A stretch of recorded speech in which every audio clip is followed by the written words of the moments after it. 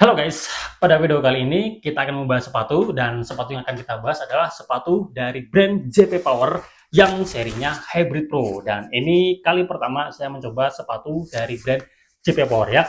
Nanti kita akan lihat bareng-bareng sepatunya seperti apa dan nanti saya akan sharing pengalaman setelah menggunakan sepatu ini. Berhubung ini sepatunya sudah sempat saya coba di lebih dari 3 bulan ya. Dan tentu aja nanti di bagian akhir ada cuplikan ketika saya menggunakan sepatu ini. Oke, langsung aja kita mulai review JP Power Hybrid Pro. Harganya 400 ribuan, ada beberapa pilihan warna. Dan ini mohon maaf untuk kardusnya sudah rusak, jadi tidak saya bawa. Dan 400 ribuan kalian sudah mendapatkan tas sepatu seperti ini, ada logo sama nama brandnya ya. Oke, langsung aja kita buka. Dan ini ada talinya, jadi bisa kalian jadikan apa guys ya, cangklongan ke tubuh kalian. Oke, kita buka dan ada beberapa warna pilihannya dan ini yang saya pegang warnanya hitam dikombinasikan dengan hijau ya. Nah, ini hijaunya ini cakep banget ya.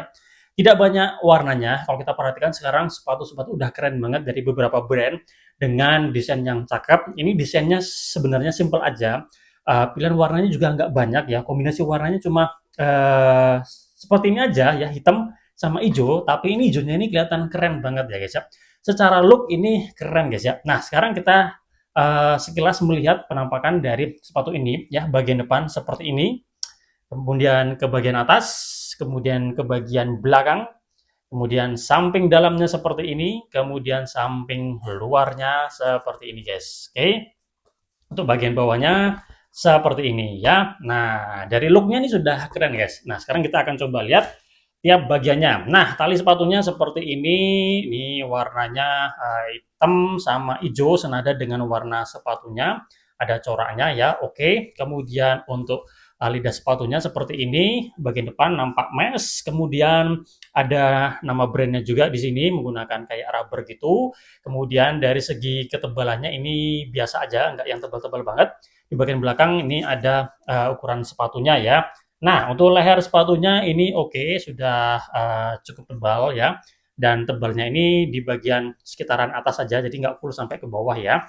Bagian belakang seperti ini kita bisa lihat ada bagian yang bisa kita masukkan jari kita untuk membantu kaki kita masuk ke dalam sepatu ya. Dan ini tidak susah untuk memasukkan jari kita guys ya. Oke, bagian belakang seperti ini ada mesh, kemudian ada kayak rubber gitu yang fungsinya mungkin ini untuk memperkuat bagian belakang ya. Cuma kalau yang saya rasakan ini kayak kurang tebal ya. Di bagian belakang ini juga jadi bagian yang penting dalam badminton karena menumpu ya. Sepatu badminton bagian belakang harus keras karena kaki kita di bagian belakang untuk menumpu. Kalau menurut saya ini tebal tapi kayak kurang keras aja guys ya. Oke. Kemudian kita lihat di bagian samping dalam, oke. Seperti ini kita bisa lihat untuk bahan dari sepatunya yang upper ini kulit sintetis PU.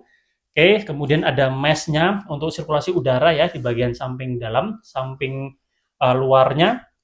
Ini juga ada, kemudian di bagian depan ini juga ada ya, meskipun tidak terlalu besar ya. Oke, kemudian kita bisa lihat di samping luar ini ada logo dari JP Power. Kemudian di samping depan, samping agak depan ini ada nama seri sepatunya ya, Hybrid Pro. Dan di bagian depan kita bisa lihat di sini ada lapisan lagi yang fungsinya ini untuk melindungi jari kaki kita ya. Kalau saya pegang ini tidak begitu keras ya, tapi sudah memberi ketebalan tambahan ya. Nah, kalau tekstur yang saya rasakan untuk sepatu ini bagian uppernya ya, ini cenderung flex ya, cenderung lentur ya. Oke, kalau dari sepatunya sendiri ini juga tergolong lentur ya. Nah, oke, kemudian di bagian samping kita juga bisa lihat di sini ada nampak plastik yang fungsinya sebagai stabilizer ya sampai ke bawah sini. Jadi terutama di bagian area tengah kaki kita ya guys ya. Jadi memberikan anti twist ya. Nah, ini kalau saya coba, oke, ini masih ada twistnya, tapi ini cuma ke arah satu arah saja ya. Kalau yang satunya saya coba gini, ini lebih keras ya. Oke, jadi oke, udah cukup ya. Ini untuk sepatunya ada apa guys ya, fitur yang digunakan untuk anti twist ya. Kemudian di bagian bawah ini menggunakan rubber dan di sini ada keterangannya non marking outsole ya. kemudian ada kayak lubang-lubang gitu, bagian belakang seperti ada gel ya. Kemudian midsole-nya ini empuk juga guys ya. Midsole-nya empuk, bagian belakang ini cukup tebal ya. Kemudian tengah juga ada, kemudian yang bagian depan ini ada tapi nggak terlalu besar ya. Seperti itu ya untuk bagian bawahnya. Kemudian untuk insole-nya ini bisa dilepas, bisa dilepas seperti ini ya. Kalau kita perhatikan ini ada bentuknya, jadi bisa memberikan feel fit ke kaki kita ketika kaki kita masuk ke dalam sepatu ya. Tidak ada sirkulasi udaranya, tapi dari segi ketebalannya ini udah menurut saya udah cukup tebal ya. Itu untuk penampakan dari sepatu ini dan sekarang saya akan sharing pengalaman setelah menggunakan sepatu ini ya. Nah, hal pertama yang saya rasakan dari sepatu ini sepatunya feel-nya itu dia flex ya, tidak keras, tidak kaku. Kemudian di bagian uppernya ini terasa lentur guys ya, lentur. Tapi ini kalau yang saya rasakan efeknya juga jadi kayak kurang solid ya, kayak kurang memberikan feel solid. Di bagian belakangnya dari segi keempukannya ini udah lumayan ya, midsole-nya ini terasa empuknya. Cuma di bagian depan ya, bagian depan ini kayak kurang empuk ya. Dan sepatu ini sudah saya coba ya di tempat yang menggunakan lapangan karpet maupun lapangan yang keramik. Kalau lapangan karpet tidak begitu terlalu terasa, tapi kalau di lapangan keramik itu jadi terasa kayak kurang empuk. Saya nggak tahu efek dari kurangnya midsole atau dari insole-nya. Tapi yang jelas itu karena kurang empuknya itu jadi rebound-nya jadi kurang terasa.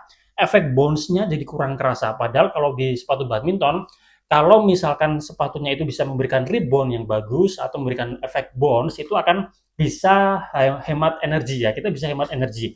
Meskipun ini sepatunya feel-nya terasa ringan juga. Ini bobotnya untuk sepatu yang sebelah kiri 340 berapa sekian ya, sebelah kanan 350 sekian ya. Jadi ini ukurannya 44 ya guys ya. Nah, feel-nya cenderung ringan, kemudian lentur dan juga flex. Tapi efek bounce-nya, rebound-nya menurut saya kurang. Jadi kalau misalkan kita melakukan pergerakan agresif, kemudian kita mencoba menarik atau mengangkat tubuh kita, itu kita jadi butuh daya, butuh energi atau butuh effort ya.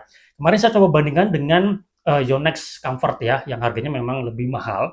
Memang dari segi bobot perbandingan beratnya, Yonex Comfort Jet itu memang lebih berat, tapi dia bisa lebih memberikan rebound atau bounce yang lebih bagus. Jadi kalau dipakai selama pemakaian itu jadi bisa menghemat energi kita juga ya. Kalau ini feel ringannya dapat, tapi feel bounce-nya kurang, rebound-nya kurang. Jadi itu agak bisa mengurangi sisi agresif kita untuk pergerakan ya.